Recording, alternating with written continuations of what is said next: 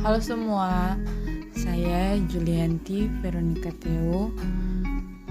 Sekarang saya akan menjelaskan materi mengenai kalor dan hukum pertama termodinamika. Kita masuk pada hukum 1 termodinamika. Hukum pertama termodinamika menjelaskan apabila sebuah sistem gas menyerap kalor dari lingkungan sebesar Q1, maka oleh sistem mungkin akan diubah menjadi pertama, usaha luar dan perubahan energi dalam. Kedua, menjadi energi dalam saja. Ketiga, menjadi usaha luar saja. Di mana hukum termodinamika pertama itu dirumuskan menjadi Q sama dengan W tambah U. Nah, hukum pertama termodinamika ini yang kemudian disebut sebagai hukum kekekalan energi, di mana energi tidak dapat diciptakan atau dimusnahkan, hanya dapat dirubah ke dalam bentuk yang lain. Nah, selanjutnya penerapan hukum pertama termodinamika. Penerapan ini kita menganggap bahwa konsep energi pertama kali dibahas dalam bentuk gas monoatomik, di mana ketika gas monoatomik, energi dalamnya atau U dirumuskan sebagai 3/2 NKT sama dengan 3/2 nRT.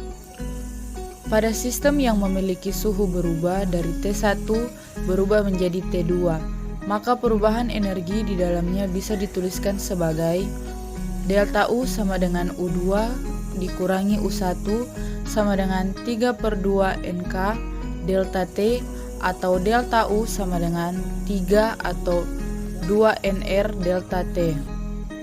Pada persamaan gas ideal, kita masih mengingat bahwa P kali V sama dengan nRT. Maka nRT yang di sini bisa dirubah menjadi P kali V.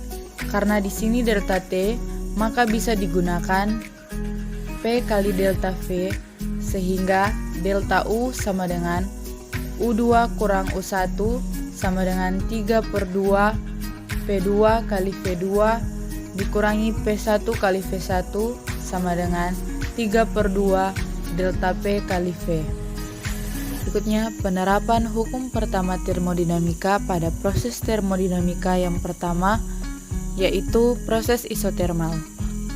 Proses isotermal, kita ketahui bahwa isotermal suhunya konstan atau delta T sama dengan 0.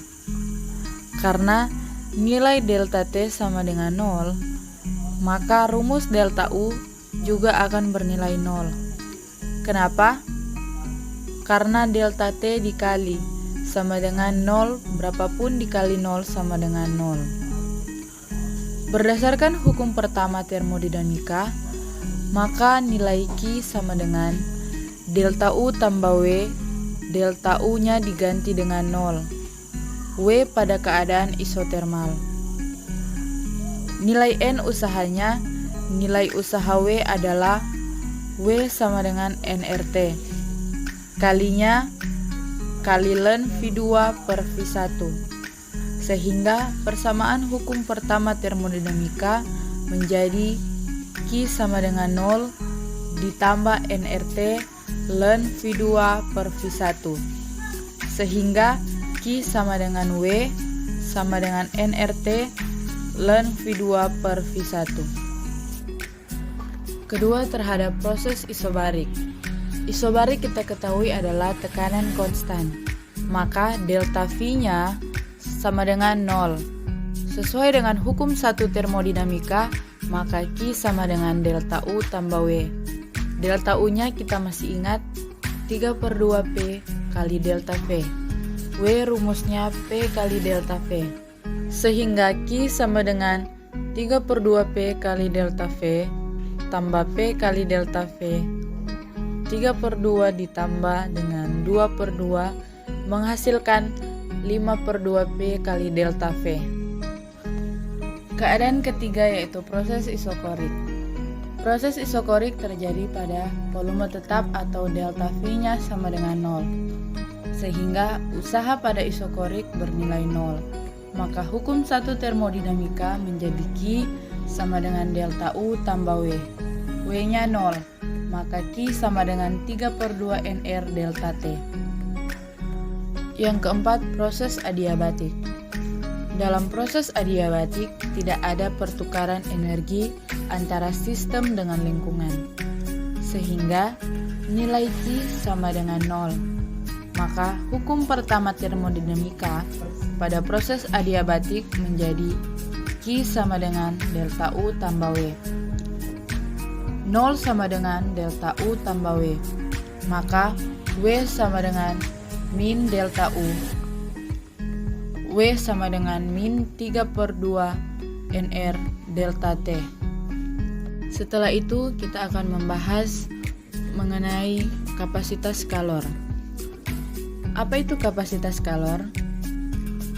Kapasitas kalor adalah banyaknya kalor yang diperlukan untuk menaikkan suhu sebesar 1 Kelvin. Kapasitas kalor dituliskan dengan C, dengan rumus C sama dengan Q per delta T atau Q sama dengan C kali delta T. Selanjutnya perpindahan kalor. Perpindahan kalor ada 3. Yang pertama berpindah secara konduksi.